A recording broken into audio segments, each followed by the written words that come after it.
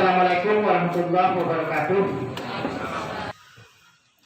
Yang terakhir Bapak dan Ibu, yang banyak ditanyakan oleh teman-teman tentang nih yang pertolongan pertama pada masyarakat.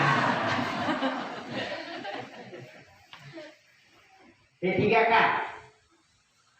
Begini Bapak dan Ibu, untuk P3K ini juga informasi yang banyak ditunggu oleh masyarakat, termasuk kita khususnya kalangan pendidikan, karena Bapak dan Ibu, penerimaan pegawai P3K ini direncanakan dan insya Allah dipastikan akan dilaksanakan tahun ini juga. Ya, akan dilaksanakan tahun ini. Bapak dan Ibu, dari judulnya P3K. P3K itu pegawai pemerintah dengan perjanjian kerja. P3K. Nah, namanya pegawai pemerintah Bapak dan Ibu, berarti mereka nanti yang ikut tes lulus, kemudian dibuat kontrak perjanjian kerjanya, maka yang bersangkutan itu adalah pegawai pemerintah. Bukan PNS tapi Pak, pegawai pemerintah. Kalau dulu pegawai pemerintah itu cuma ada satu, PNS top. Sekarang ada adik kembarnya, namanya P3K. Rumahnya sama, ASN, jadi dua-duanya itu ASN. PNS itu ASN, P3K itu juga ASN. Ya, sehingga nanti mereka juga boleh menggunakan PIN ASN. Jelas ya? Jadi itu nanti pegawai pemerintah. Sudah cukup informasinya? Cukup? Belum. Belum nyambung ya? Syarat-syaratnya belum ya? Nah, pasti itu. Belum gajinya juga belum. Pensiunnya belum. Nah, penerimaannya Bapak dan Ibu akan dilaksanakan tahun ini. Dan saya pastikan berdasarkan informasi dari BKN, berdasarkan informasi dari Menteri Pendayagunaan Aparatur Negara, penerimaan guru tahun ini hanya ada lewat P3K. Tidak ada penerimaan PNS untuk guru. Jelas ya? Jangan nanya lagi nanti. Ada penerimaan PNS-nya apa? Tidak ada.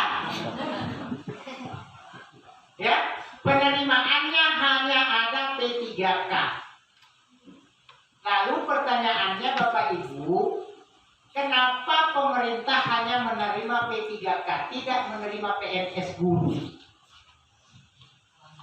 BKN menjelaskan bahwa mekanisme penerimaan P3K ini didasari atas kerja BKN selama 20 tahun lebih, mulai tahun 2000 sampai sekarang. Sekarang sudah 2021, sudah 20 tahun lebih. Mereka berusaha untuk membuat guru PNS merata. Ternyata gagal. Mereka mengatakan PNS ini susah diatur.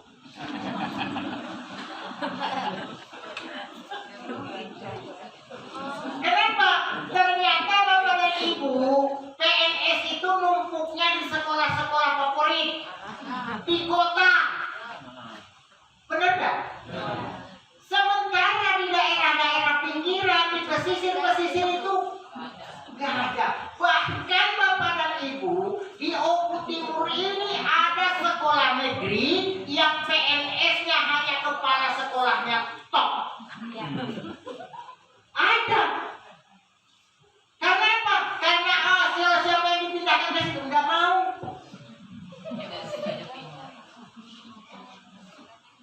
Kami nawarkan dengan gurunya, Pak, di sini jamnya sudah penuh, siswa gurunya sudah penuh, sehingga jam mengajar Bapak kurang. Bapak pindah ke sana Pak ya, yang di sana kurang. Di sana, di kota negara sana. Nggak mau, jangan Pak, jangan. Yang lain saja.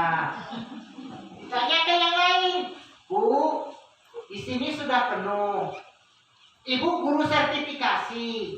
Kalau jamnya kurang, sertifikasinya tidak bisa dibayar. Ibu pindah saja ke sana di Semendawe Timur. Ada guru yang kurang di sana sesuai dengan mata pelajaran ibu. Pak, terima kasih. Saya di sini saja biarlah nggak cari sertifikasinya yang penting di sini. Saking susahnya. Nah, ini akibatnya apa? Maka DKM itu memang susah ngurusi PNS kalau guru ini. Padahal dulu waktu melamar jadi PNS siap ditempatkan di mana saja di seluruh wilayah Republik Indonesia. Weh, hebat. Bermeterai lagi. Mau dipindah ke Semendawe Timur situ saja sudah tidak mau. Dan ini hanya untuk guru, ya, hanya untuk guru. Bedanya apa? Nah, bedanya apa? Ya, saya jelaskan Pak bedanya. Baik. Nah, Bapak dan Ibu, nanti pegawai P3K ini juga akan ikut tesnya sama dengan tes PNS. Jadi berbasis komputer juga. Kalau katanya pakai apa? CAT ya. Sebetulnya nanti saya sebutkan CAT itu. Karena itu singkatan bahasa Inggris, harus bacanya juga bahasa Inggris harusnya. Tapi ya sudahlah, anggap saja kita sudah benar, gitu ya. Ya, menggunakan CAT. Nanti Bapak dan Ibu yang tes, yang diperbolehkan ikut tes itu ada 3 macam. Nanti Pak, yang perbedaannya dengan PNS nanti pasti akan sampai ke sini. Yang boleh tes itu ada 3 macam. Yang pertama, guru yang sudah honor dan terdaftar di Dapodik titik. Kemudian, biar ada kemudiannya Pak setelah titik. Kemudian, guru tersebut sudah melakukan verbal ijazah di Dapodik, ya, melalui Infogetika. Dan sudah melakukan verbal NIK, nomor induk kependudukan, juga di Dapodik. Apabila ada perbedaan atau tidak ditemukan hasil verbal ijazahnya, maka yang bersangkutan itu harus kembali ke perguruan tinggi asalnya untuk didaftarkan ijazahnya.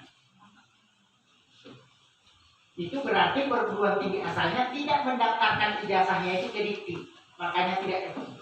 Karena sesungguhnya kita ngecek di Dapodik itu sesungguhnya ngecek di Dikti sana, terakui tidak ijazahnya. Kalau sudah melakukan verbal ijazah, ketemu sesuai dengan nama kita, semua datanya benar, maka berarti kita sudah selesai verbal ijazah. Termasuk NIK, kalau nomornya sudah sama antara yang di Dapodik dengan yang ada di KTP, tidak ada satu angka pun perbedaannya, berarti kita sudah terverifikasi. Dan nanti berarti ada kemungkinan besar kita bisa ikut tes kalau ijazah kita sesuai dengan formasi yang akan dibuka. Karena penerimaan P3K ini nanti disesuaikan dengan ijazah. Jadi S1 bahasa Indonesia tidak boleh melamar IPA. Itu kan maksudnya. Ya, bahasa Indonesia mau melamar PPKN. Ya. Nah, jadi linearitasnya tetap diperhitungkan nanti. Yang kedua, Bapak dan Ibu, kalau ada anak kita atau saudara kita sudah lulus S1 kependidikan, misalnya lulus S1 fisika, mau melamar jadi guru IPA, boleh, asalkan sudah punya sertifikat pendidik. Kalau belum punya, ya belum bisa berarti. Ini maksudnya apa Bapak dan Ibu? Bahwa nanti di kemudian hari penerimaan pegawai itu pasti nanti syarat salah satunya adalah sertifikat. Sekarang ini karena masih mau mengakomodir teman-teman yang masih honor, makanya syaratnya tidak harus bersertifikat. Cukup terdaftar di Dapodik. Tapi kalau belum terdaftar di Dapodik, belum pernah honor, wajib memiliki sertifikat. Nanti kalau semua honor sudah keluar, sudah ada lagi di Dapodik, daftar harus bersertifikat. Itu kan artinya itu. Nah, oleh karena itu, nanti saudara-saudara kita atau guru atau anak kita yang sudah selesai pendidikan keguruan, ikutlah PPG. Minta ikut PPG secara mandiri. Karena itu sudah dibuka. Tinggal daftar, ikut. Nah, nanti kalau sudah punya sertifikat, daftar jadi guru misalnya, guru bisa masuk PNS atau P3K atau menjadi guru tetap di yayasan, maka sertifikat itu bisa digunakan sebagai bukti keprofesionalannya sehingga harus dibayarkan tunjangan sertifikasinya. Jadi kalau sudah punya sertifikatnya, nanti kalau ada guru P3K, dia sudah punya sertifikat, dia bayar sertifikasinya. Gitu ya. Nanti kita akan kita usulkan pemrosesan untuk itu. Nanti akan kita daftarkan sertifikatnya dan sebagainya. Tentu ada prosesnya, ya. Nah, yang ketiga Bapak dan Ibu, yang boleh ikut tes itu adalah XK2 yang dulu masuk kategori 2, belum diangkat sampai hari ini. Nama-namanya sudah terdaftar di BKN, itu nanti yang diperbolehkan ikut tes. Tapi sudah harus S1. Karena penerimaan guru harus berbasis S1. Tidak ada lagi penerimaan yang bukan S1. Selanjutnya, Bapak Ibu sekalian, berapa usianya sekarang? Usia yang ikut atau yang boleh ikut tes P3K. Karena saya dengar informasinya katanya semua boleh ikut semua umur. Tidak. Jelas ada batasan umurnya. Ya, jangan nanti ada informasi semua boleh, tidak bisa. Sama kayak PNS juga ada batasan umurnya. P3K pun ikut begitu. Ada batasan umurnya. Berapa umurnya? Umurnya maksimum 59 tahun. Udah apa?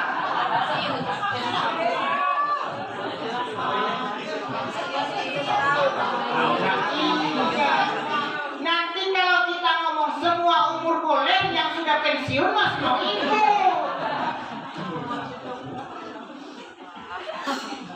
Oh jadilah ini masih gagah kan baru pensiun, nah ikut lagi. Maksimum 59 tahun Bapak dan Ibu. Ya, artinya kalau ada teman kita yang honor masih sudah puluhan tahun, sekarang masih berusia 58 tahun, masih ada kesempatan. Paling tidak setahun lagi menikmati. Ya, tapi harus S1 Bapak dan Ibu. Harus S1 karena penerimaan berbasis S1. Nah, selanjutnya Bapak dan Ibu, pertanyaan yang sering muncul di teman-teman ini adalah lama kontraknya. Ya, berapa lama kontraknya? Kontraknya Bapak dan Ibu nanti berbeda-beda. Loh, kok bisa? Ya bisa. Bisa 1 tahun, bisa 2 tahun, bisa 3 tahun, bisa 4 tahun, bisa 5 tahun, maksimum 5. Maksimum 5. Jadi yang paling lama nanti kontraknya hanya 5 tahun. Bisa setahun, bisa 2 tahun, bisa. Apa kriterianya? Nah ini pertanyaannya Bapak dan Ibu. Pak Jupri, nanti kalau ada yang ikut, kalau sering-sering ke rumah, ya saya buat 5 tahun. Tapi kalau yang nggak pernah ke rumah, nggak pernah kenal, setahun saja lah Pak. Kriterianya. Ya, itu kriterianya Bu ya. Jadi bukan begitu ya. Kalau kita baca Bapak dan Ibu, kriterianya Ibu baca di Peraturan Menteri Pendayagunaan Aparatur Negara Nomor 70 Tahun 2020. Permenpan 70/20 tahunnya 20. Nomor 70 tahun 20. Di situ disebutkan kontrak itu ditentukan berdasarkan sisa usia seorang guru yang lulus tes P3K sampai mencapai batas pensiun. Perhitungannya dari situ. Artinya apa Bapak Ibu? Kalau ada seorang guru ikut tes P3K, usianya sudah 59 tahun, jangan minta 5 tahun. Setahun saja. Itu maksudnya. Kalau 58 tahun ya 2 tahun saja. Kalau 57 tahun 3 tahun. Nah, pertanyaannya bukan itu. Saya ini masih umur 30 tahun, Pak. Nah, kan itu biasanya pertanyaan. Kalau saya misalnya masih usia 30 tahun, saya ikut tes, lulus. Berapa lama kontraknya? 5 tahun. Ya? Loh, nah pasti itu pertanyaan. Setelah itu, pasti itu pertanyaan. Setelah itu, kalau seandainya sudah selesai 5 tahun, kemudian yang bersangkutan masih ingin tetap menjadi guru P3K, maka yang bersangkutan nanti akan diusulkan berdasarkan hasil penilaian kinerjanya. Jadi nanti guru P3K itu sama dengan PNS, ada penilaiannya setiap tahun. Nah, hasil penilaian itu minimal bernilai baik. Kalau kurang dari situ tidak bisa diperpanjang. Kalau minimal nilainya baik, nanti bisa diperpanjang 5 tahun lagi.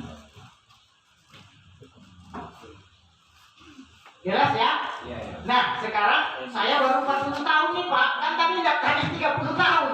Nah, terus gimana kalau sudah selesai 10 tahun? Aturannya untuk saat ini, ya, kalau membaca aturan yang ada sekarang, boleh ikut tes kembali.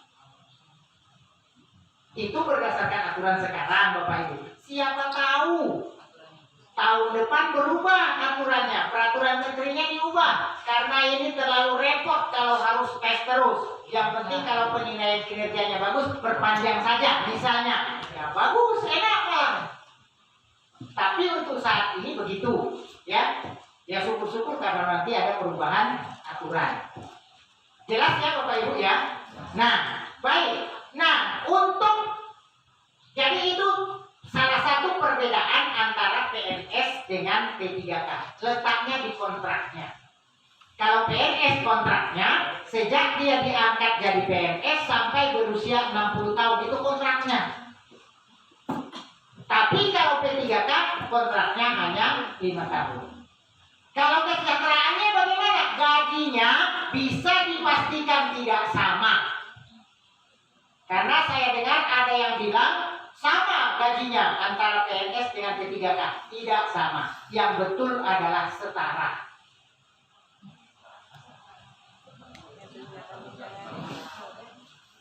Iya Pak. Ya, jadi setara. Setaranya begini Pak. Kalau seorang calon pegawai negeri untuk guru misalnya, basisnya sarjana, begitu tes lulus maka dia diangkat menjadi PNS golongan 3A. Katakanlah gajinya 3 juta, katakanlah begitu misalnya ya. Berarti kalau ada seorang guru yang juga sarjana melamar P3K, lulus diangkat jadi pegawai P3K, gajinya belum tentu 3 juta karena padahal sama basisnya sama-sama S1. Jadi yang itu misalnya yang PNS gajinya 3 juta, misal yang P3K ini gajinya bukan 3 juta, bisa saja hanya 2.950.000. Sama nggak itu 3 juta dengan itu? Tidak sama. Yang benar setara. Artinya apa? Kesejahteraannya itu bisa dikatakan setara. Gaji yang diterimanya setara. Ya kalau beda-beda 50.000, beda 100.000, wajar-wajar saja karena ada perhitungannya tersendiri. Ya, ada perhitungannya tersendiri. Nah, jadi itu Bapak dan Ibu, itu masalah kesejahteraannya. Tentang pensiun, gembar-gembornya kan begitu. Kalau PNS itu ada pensiunnya. Kalau P3K itu tidak ada pensiunnya. Bapak dan Ibu, yang perlu kita pahami, yang namanya pensiun itu sebetulnya adalah duit kita sendiri yang dipotongi tiap bulan, lalu begitu kita berhenti dikasihkan. Iya Pak. Sama nanti P3K juga akan dibuat seperti itu rencananya. Tapi baru rencananya, mudah-mudahan Pak akan dipenuhi karena sekarang sedang dimusyawarahkan bagaimana pola untuk pemberian dana pensiunnya bagi guru P3K. Ya, karena itu nanti ada pengelolanya tersendiri, Pak. PNS pun ada pengelolanya Taspen. Ya, ada perusahaannya, itu ada perusahaan sebenarnya itu Taspen itu. Cuma kebetulan dia BUMN milik negara. Nah, nanti P3K juga akan begitu. Akan dibuat perhitungan tersendiri. Mungkin bagi Bapak dan Ibu nanti yang lulus P3K, gajinya akan dipotong tiap bulan. Sama dengan PNS. Nanti Bapak dan Ibu pensiun kasih nih uang. Itu rencananya. Tapi ini Bapak dan Ibu masih rencana. Jangan ngomong ini sudah pasti ya. Karena saya mendengar kemarin rapat dengar pendapat antara Menpan dengan DPR. Dan DPR mengusulkan itu, Menteri menjawab akan kami diskusikan dengan Badan Pengelola Pensiun. Ini nanti didiskusikan, nanti kalau sudah selesai pasti akan ditetapkan. Ya, nah jadi itu. Jadi ada kemungkinan besar nanti P3K juga punya pensiun. Oke, apa lagi Pak? Apa lagi? Golongan. Nah, oke, golongan. Golongan P3K itu punya golongan tidak? Punya. Sama dengan PNS. Tapi tidak persis sama. Ya, sama-sama punya golongan. Kalau PNS itu golongannya hanya 4, golongan 1, 2, 3, 4. Tapi golongan PNS itu golongan 1 ada ruangnya, ruang A, ruang B, ruang C. Makanya ada pangkat 1A, 1B, 1C. Pangkat 2C, pangkat 3C dan seterusnya, 3A, 3B, 3C dan seterusnya, yang terakhir yang paling tinggi 4E. Ya kan? Itu PNS. Nah, untuk P3K nanti golongannya Bapak dan Ibu, golongan 1, 2, 3, 4, 5, 6, 7, 8, 9, 10 sampai 17. Ya, sampai 17. Nanti kalau seorang sarjana ikut melamar PNS itu golongannya 3A. Kalau seorang sarjana ikut melamar P3K golongannya 9. Jadi nanti ada pangkatnya golongannya golongan 9, Pak. Sementara kepala sekolahnya baru golongan 4. Ada nanti golongan 9. Jadi Bapak Ibu nanti begitu diangkat golongan 9. Ya, sampai nanti kalau ada kenaikan pangkat terus Bapak dan Ibu bisa mencapai golongan 17. 17 itu yang paling tinggi. Kesetaraannya kalau PNS sudah golongan 4E. Tuh, ya. Jadi jelas ya. Nah, nanti berarti Bapak dan Ibu tidak ada keraguan-raguan bagi Bapak dan Ibu untuk ikut tes. Kemarin ada yang bertanya dengan saya, Pak, saya ini punya anak. Terus Pak, anak saya sudah honor dan sudah terdaftar di Dapur-Dikbud. Nggak ada masalah, silakan aja ikut tes. Bukan itu Pak pertanyaannya. Apa? Pertanyaannya, saya mau menyarankan anak saya mau ikut tes PNS atau P3K. Kok nanyanya begitu dengan saya? Ini yang punya anak siapa? Oh curhat ya. Jadi kan sudah jelas dari awal saya katakan tadi. Tidak ada penerimaan PNS untuk guru tahun ini. Oleh karena itu, suruhlah Bapak anaknya untuk ikut tes P3K. Kalau nanti saat dia menjalani, misalnya dia lulus, dia menjalani kontraknya sebagai guru P3K, tiba-tiba ada penerimaan PNS, silakan ikut tes selama memenuhi syarat. Kalau usianya sudah 58 tahun nggak bisa lagi, nggak usah, cukup P3K itu saja. Ya, tapi kalau usianya tadi yang masih 30 tahun, begitu berjalan 2 tahun, baru berusia 32 tahun ada pembukaan PNS, ikut tes. Boleh? Boleh. Ya? Jelas kan Bapak Ibu ya? Wah, udah jam 3 Pak. Masa mau balik jam 6 gitu Pak? Ya? Nah, jadi Bapak dan Ibu, saya kira sudah cukup ya informasi yang bisa kita bagi pada sore hari ini. Mudah-mudahan apa yang saya sampaikan ada manfaatnya untuk kita semua. Dan sekali lagi Bapak dan Ibu, saya mohon maaf, saya bergurau mungkin ada yang tidak pas pada tempatnya. Sekali lagi mohon maaf, saya tidak bermaksud menggurui Bapak dan Ibu, apalagi mengajari Bapak dan Ibu, tetapi saya hanya berbagi informasi yang pernah saya terima. Demikian ya Bapak dan Ibu yang dapat saya sampaikan. Mungkin kalau ada yang masih perlu diperjelas, saya persilakan untuk kita melakukan tanya jawab. Kalau bisa saya jawab ya saya jawab, kalau tidak bisa nanti saya jadikan PR untuk saya cari jawabannya.